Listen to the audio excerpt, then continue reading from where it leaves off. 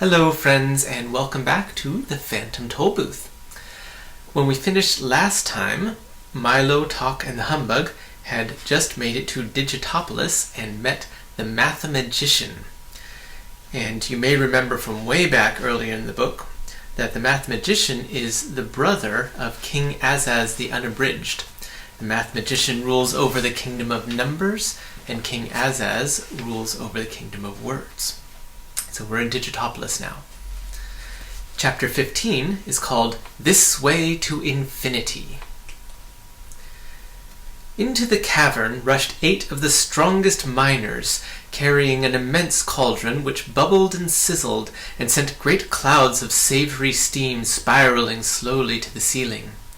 A sweet yet pungent aroma hung in the air and drifted easily from one anxious nose to the other, stopping only long enough to make several mouths water and a few stomachs growl. Milo, Talk, and the Humbug watched eagerly as the rest of the workers put down their tools and gathered round the big pot to help themselves. "Perhaps you'd care for something to eat," said the Mathemagician, offering each of them a heaping bowlful. "Yes, sir," said Milo, who was beside himself with hunger. "Thank you," added Talk. The Humbug made no reply, for he was already too busy eating, and in a moment the 3 of them had finished absolutely everything they'd been given.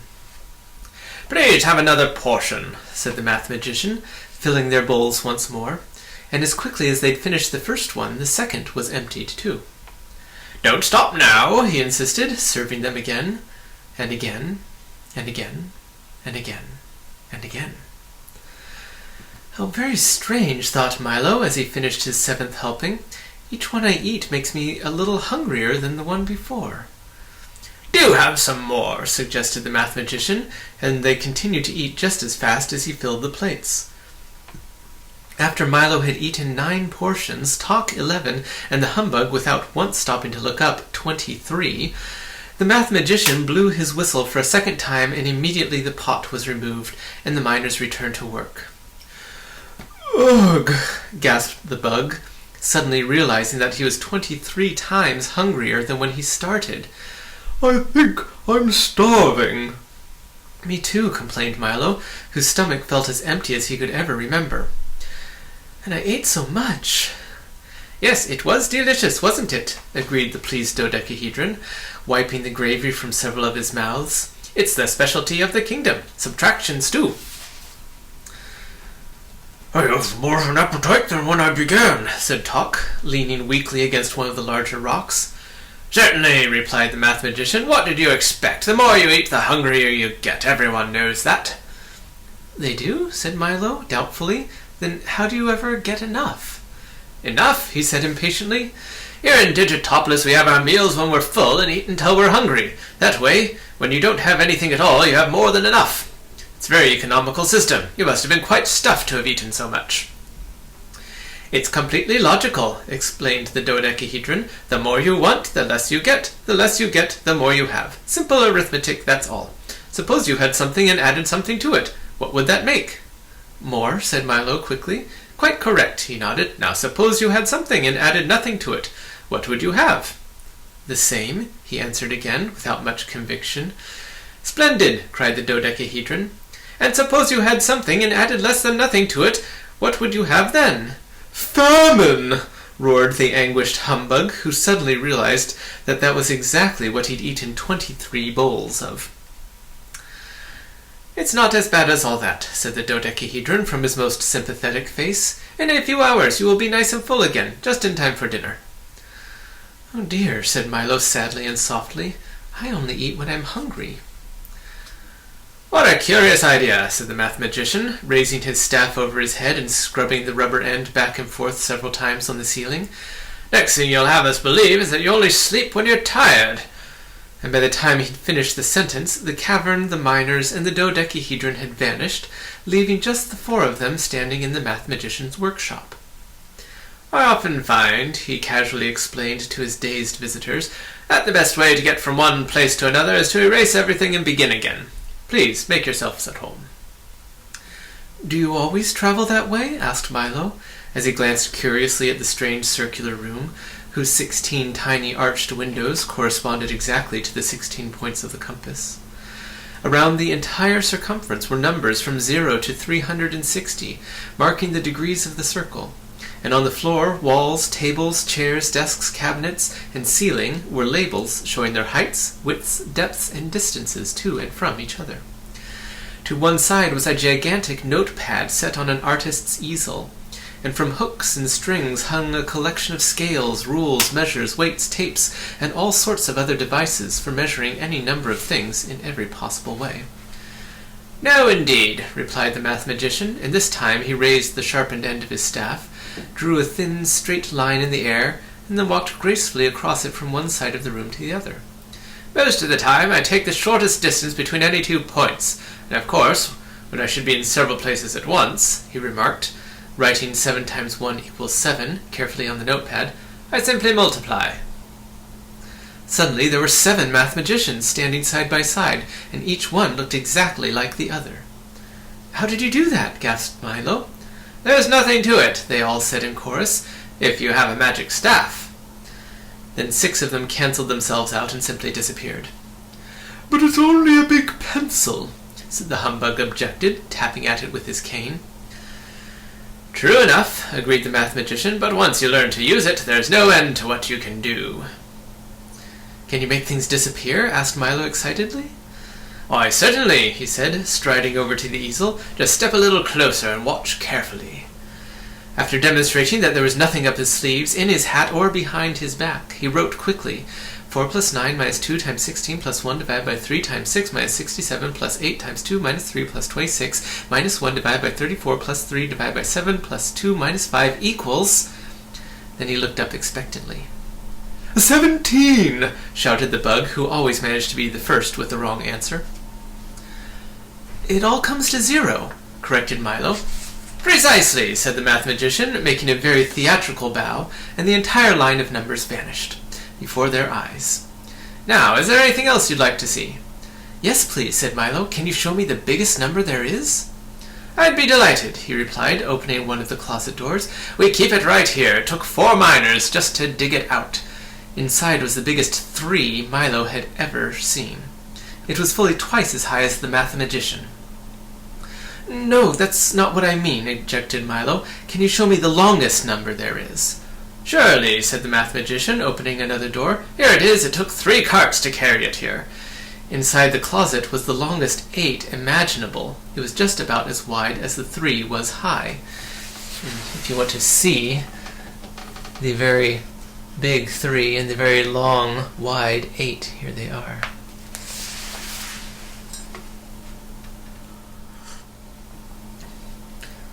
No, that's not what I mean either," he said, looking helplessly at Talk.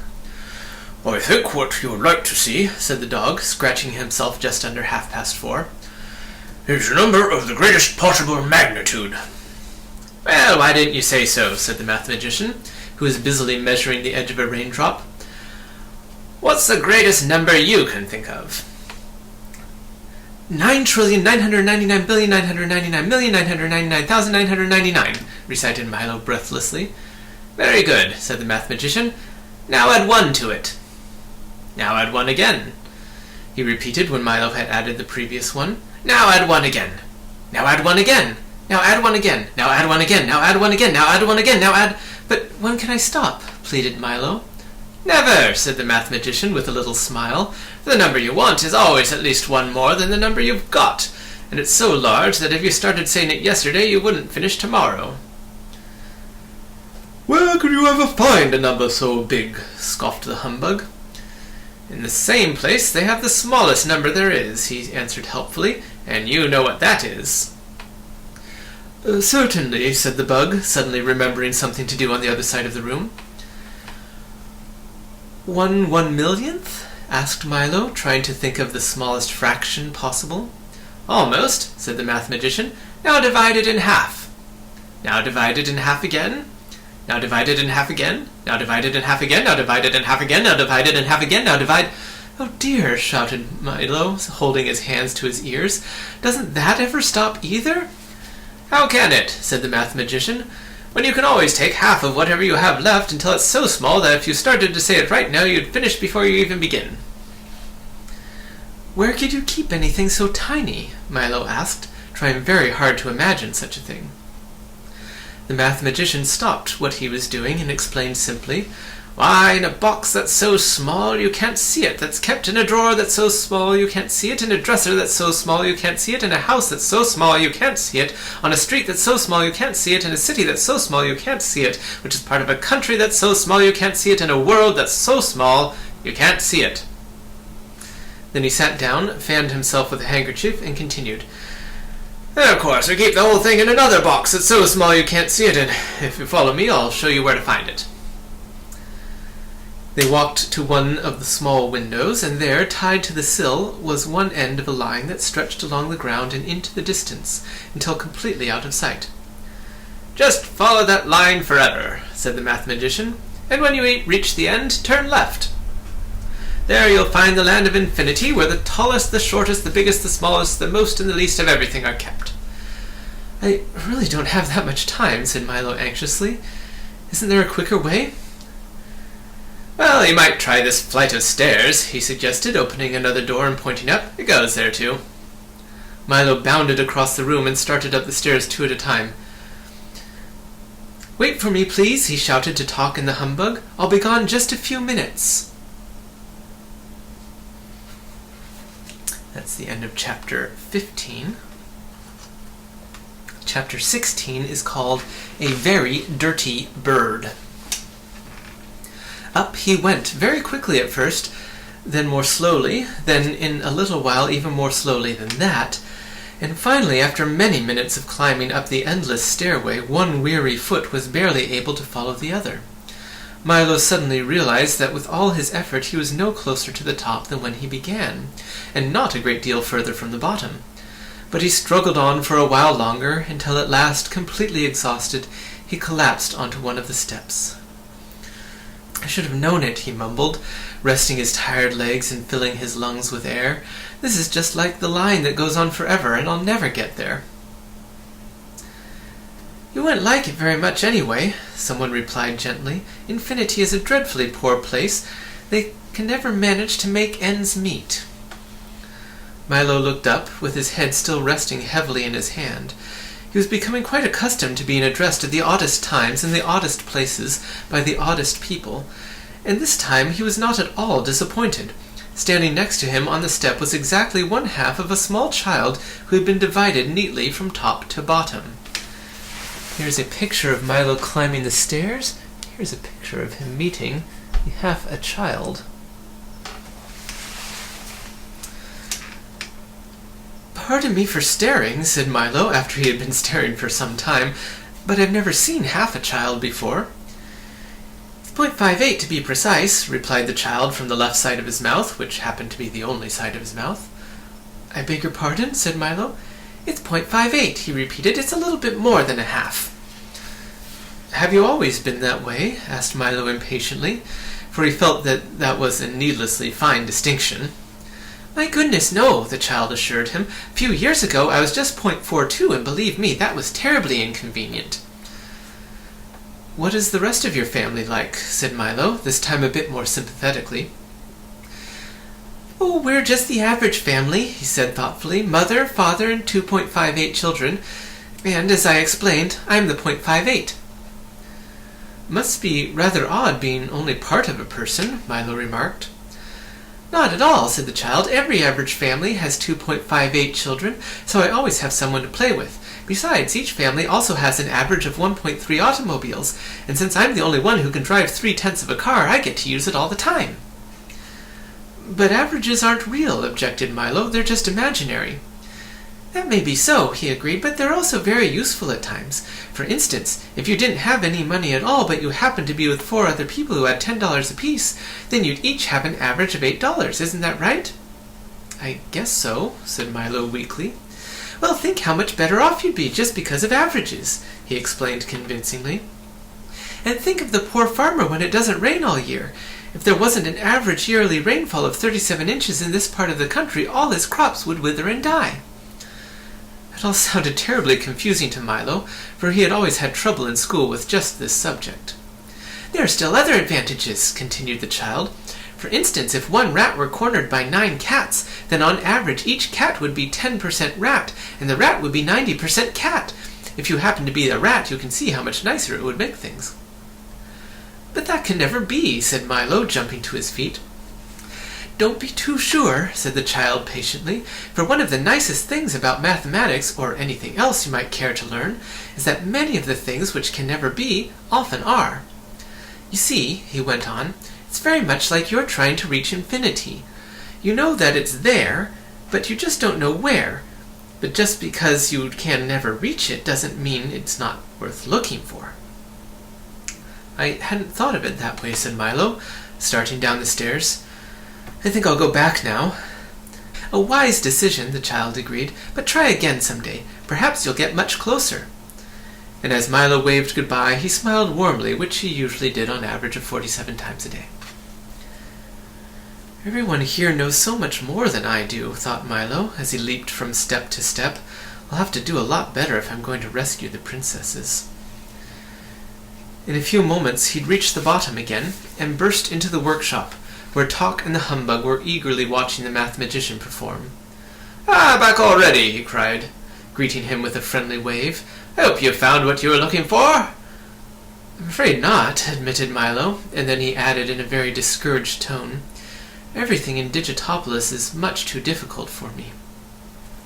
The mathematician nodded knowingly, and stroked his chin several times.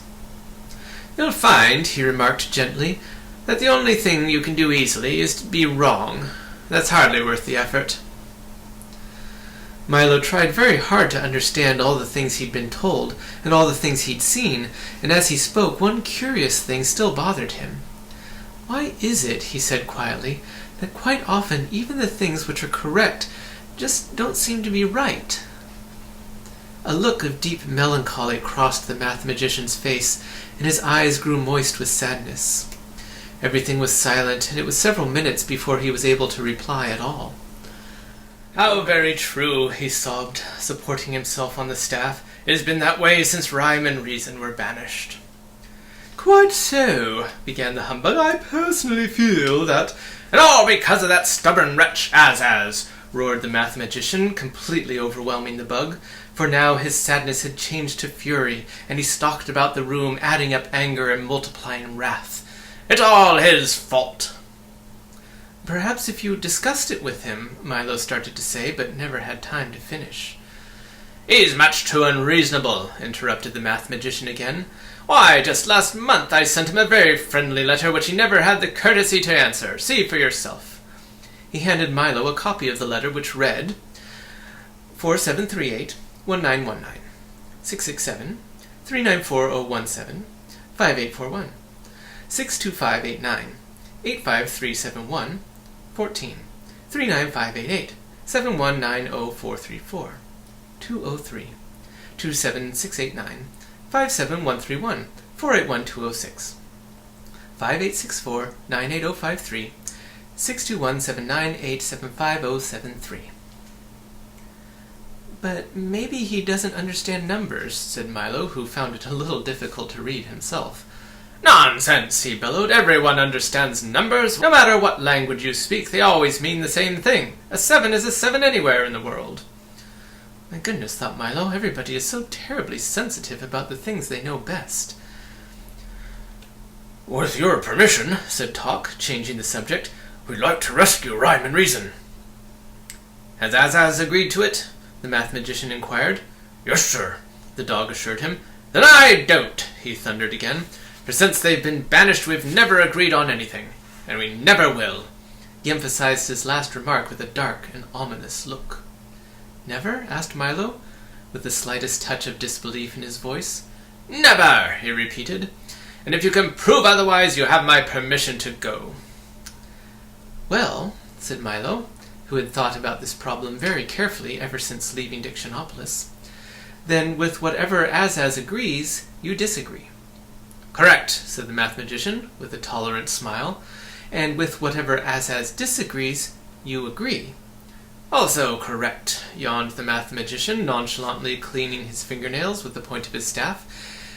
Then each of you agrees that he will disagree with whatever each of you agrees with, said Milo triumphantly. And if you both disagree with the same thing, then aren't you really in agreement? I've been tricked, cried the mathematician helplessly, for no matter how he figured, it still came out just that way. Splendid effort, commented the humbug jovially. Exactly the way I would have done it myself. And now may we go? Added Talk. The mathematician accepted his defeat with grace, nodded weakly, and then drew the three travelers to his side. It's a long and dangerous journey, he began softly, and a furrow of concern creased his forehead. Long before you find them, the demons will know you're there. Watch for them well, he emphasized, for when they appear, it might be too late. The humbug shuddered down to his shoes, and Milo felt the tips of his fingers suddenly grow cold. But there's one problem even more serious than that, he whispered ominously. What is it? Gasped Milo, who was not sure he really wanted to know. I'm afraid I can tell you only when you return. Come along, said the mathematician, and I'll show you the way. And simply by carrying the three, he transported them all to the very edge of Digitopolis. Behind them lay all the kingdoms of wisdom, and up ahead a narrow rutted path led toward the mountains and darkness. We'll never get the car up that, said Milo unhappily.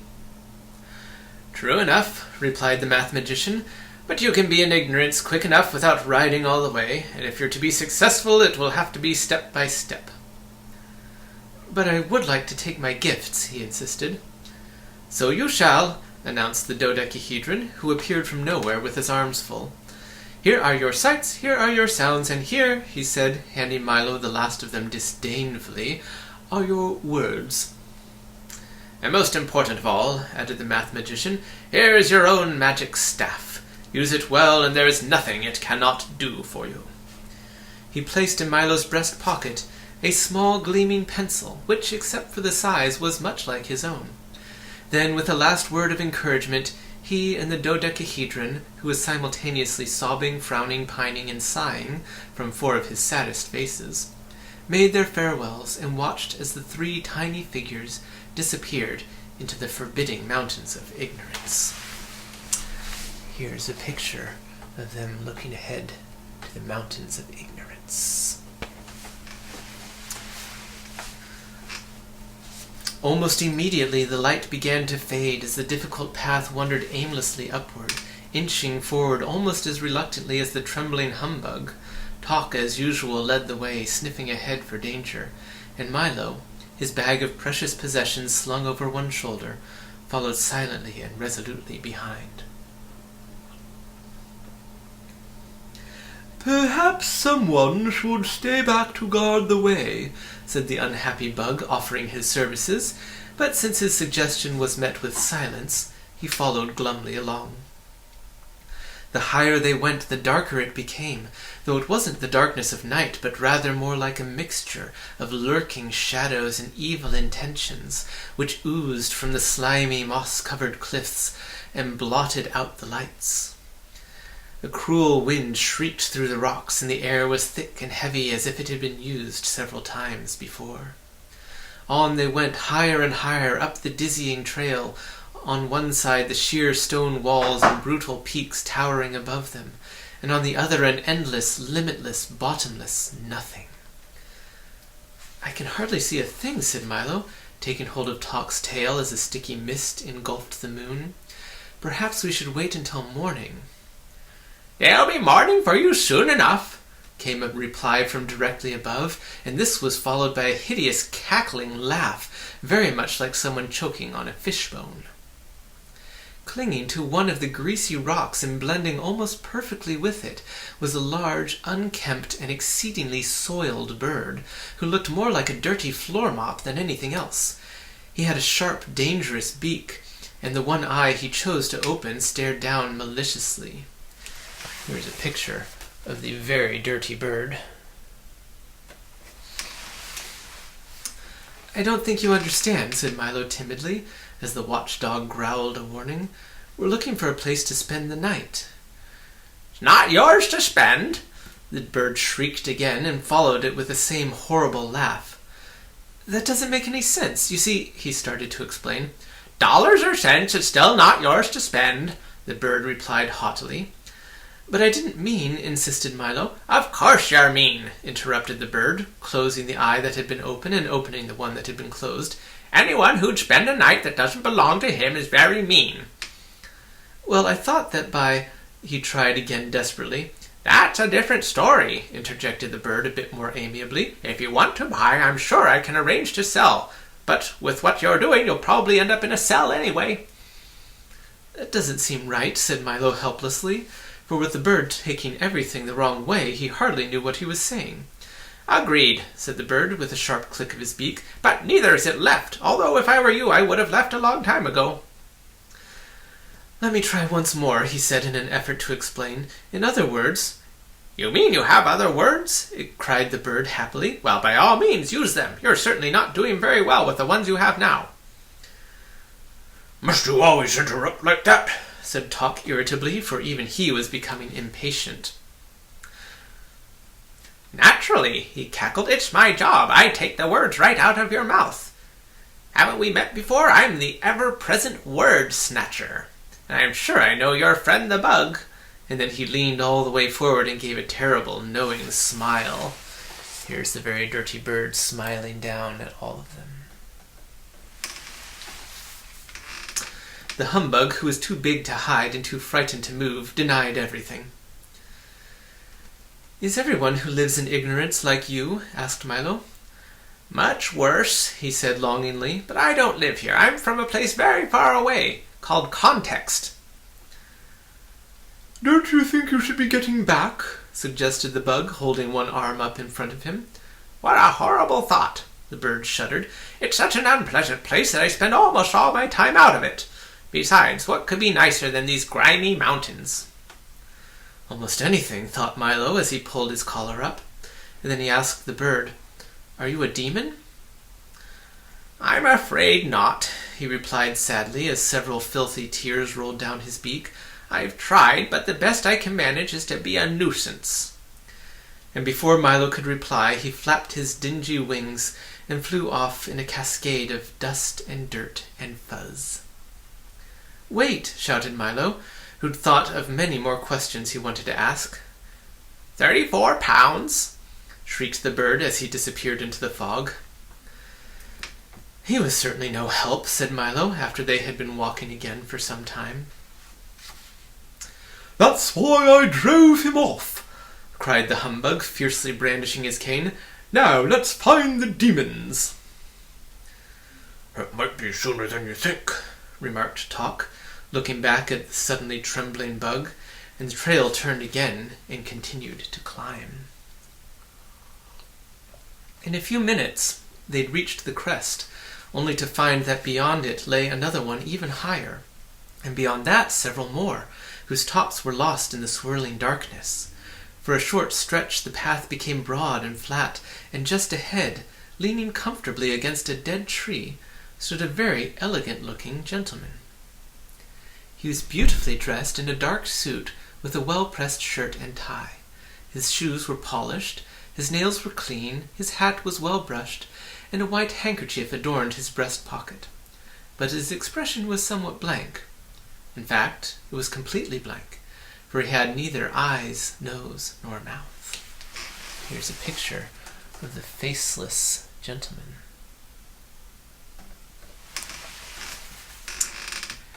"Hello, little boy," he said, amiably shaking Milo by the hand. "And how's the faithful dog?" he inquired, giving Tock 3 or 4 strong and friendly pats.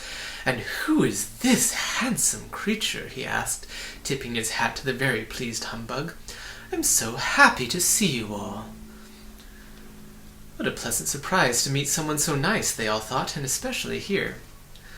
"I wonder if you could spare me a little of your time," he inquired politely, "and help me with a few small jobs." "Why, of course," said the humbug cheerfully. Gladly, added Tock. Yes, indeed, said Milo, who wondered for just a moment how it was possible for someone so agreeable to have a face with no features at all. Splendid, he said happily, for there are just 3 tasks. Firstly, I would like to move this pile from here to there, he explained, pointing to an enormous mound of fine sand. But I'm afraid that all I have is this tiny tweezers. And he gave them to Milo, who immediately began transporting 1 grain at a time. Secondly, I would like to empty this well and fill the other, but I have no bucket, so you'll have to use this eyedropper. And he handed it to Tock, who undertook at once to carry 1 drop at a time from well to well. And lastly, I must have a hole through this cliff, and here is a needle to dig it. The eager Humbug quickly set to work picking at the solid granite wall. When they had all been safely started, the very pleasant man returned to the tree, and leaning against it once more continued to stare vacantly down the trail, while Milo, Tock, and the Humbug worked hour after hour after hour after hour after hour after hour after hour after hour. They worked so long the chapter ended. Here's a picture of all of them working at their tasks that will take them so very, very long to finish. And we'll find out if they ever do finish next time.